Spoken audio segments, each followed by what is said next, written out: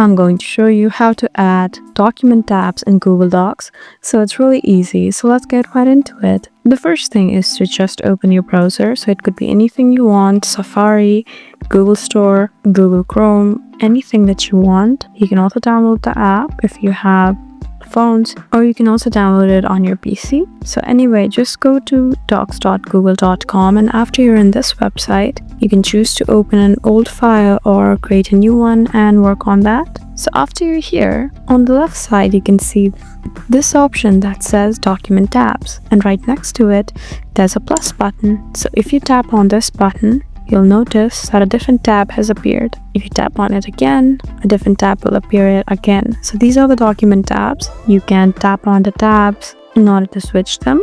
And in this way, you would successfully be able to add document tabs. It's really easy. I hope this video was helpful for you.